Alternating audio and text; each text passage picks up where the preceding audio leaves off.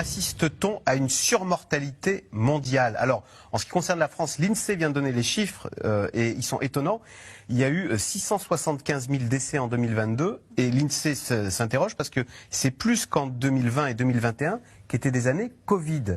L'INSEE admet dorénavant que les jeunes meurent trop. Un peu trop en 2021 et beaucoup trop en 2022. Donc l'INSEE se demande si effectivement c'est pas la canicule de l'été dernier. Mais bien sûr. Il y a eu un vrai problème de décès illégal. C'est le problème de la vaccination généralisée. Pourquoi? Parce que pour pouvoir faire quelque chose qui est encore en phase 3, ce qui était le cas du vaccin, on est obligé de vous demander votre consentement éclairé. C'est-à-dire on est obligé de vous dire, écoutez, voilà, ce vaccin est en phase 3, est-ce que vous êtes d'accord pour qu'on vous le fasse? D'accord? Mais le consentement éclairé, si vous regardez, pareil, la déclaration d'Helsinki, ça veut dire qu'on vous menace, on vous demande pas un consentement éclairé avec un revolver sur la tempe. Faites-vous vacciner. On a envoyé des hélicoptères de la gendarmerie pour vérifier que les gens n'allaient pas sur les sentiers dans les forêts. Et vous avez accepté. Moi, je suis contre cette société-là. Je ne veux pas de cette société-là. C'est pour ça que j'ai proposé que les non-vaccinés payent eux-mêmes leurs frais d'hospitalisation. Lundi, le Sénat a voté une proposition de loi visant à expérimenter la reconnaissance faciale. Votant 343, exprimé 343, pour 226, contre 117, la proposition de loi est adoptée. Ce qui hier relevait de la dystopie se concrétise pas à pas sous nos yeux. Ce qu'on voit aujourd'hui, c'est la tentative physique, visible pour tout le monde, de mettre en pratique ce qui a été énoncé depuis des siècles et des siècles. Nous refusons le projet de société que vous défendez avec ce texte. Une société du fichage, du flicage, de l'abolition du privé. On a mis le doigt dans un engrenage. En Chine, ils ont fait la leçon aux gens avec des drones. Ça existait ou pas? On a enfermé les gens chez eux ou pas?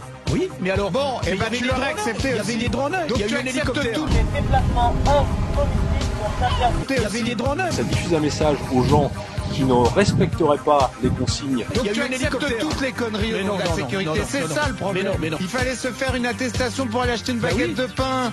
Et toi t'as accepté sans vélo. T'étais un veau. Votez pour un rôti de faux. Et je dirais même une transparence totale. Excuse de dire ça, Djokovic, voilà, modèle. A du courage. Courage, on l'empêche de jouer. Il revient, il gagne et il fait plus que n'importe qui. Ça, c'est du courage. Je le dis à celles et ceux qui nous regardent et qui ne seraient pas vaccinés, il y a vraiment peu de chances que vous puissiez passer cette fois-ci entre les gouttes. Bah oui. Oui, bah oui. Celui qui ne se fait pas vacciner, à mon avis, c'est un beau crétin. On sait qui va mourir, là. On le sait, c'est ceux qui ne seront pas vaccinés. Parce que je pense qu'il faut pourrir la vie des non-vaccinés. Non, parce que... Est-ce que vous pouvez, s'il vous plaît, vous taire et écouter la Première ministre? Vous ne cessez de l'interrompre. Silence, s'il vous plaît. Monsieur Boyard, je vous demande de vous taire. On fait le silence tous ensemble, vous signalez. Monsieur Boyard, je vous rappelle à l'ordre. Je vous dis tout de suite, je vais me fâcher de tout le monde. Je prononce à votre rencontre un rappel à l'ordre avec inscription au procès verbal.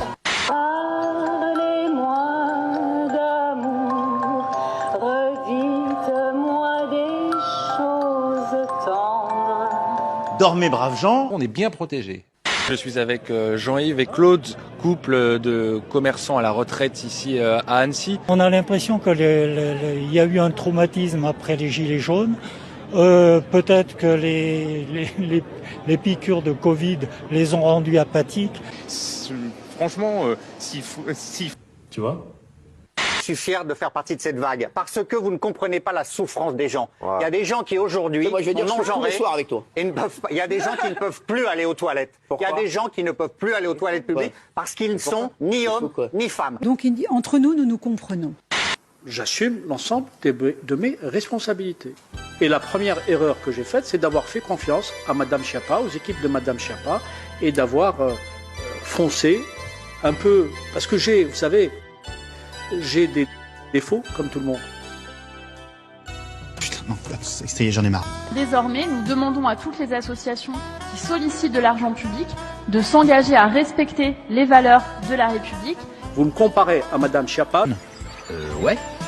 Il aurait été demandé à Monsieur Sifawi de trouver des cofinancements. Il n'y a pas eu de copinage dans cette affaire. Non, nous sommes innocents. Quel culot. Et c'est une condition sine qua non. Si elle ne les respecte pas, eh bien l'argent public tombe et la subvention sera remboursée. Non, non, non, non, je ne peux pas vous laisser dire ce que vous avez dit. Permettez-moi. À titre personnel, je n'avais aucun souvenir. Je suis un petit peu occupée, j'ai un peu autre chose à faire.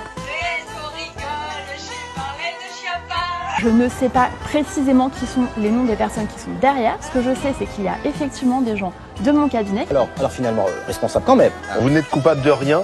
Non, non, non et non. Je ne suis coupable de rien. Responsable, mais pas coupable. Bravo. Qu'est-ce que je peux ajouter sur... Il faut tenir les gens pour responsables de leurs actes et de leurs paroles.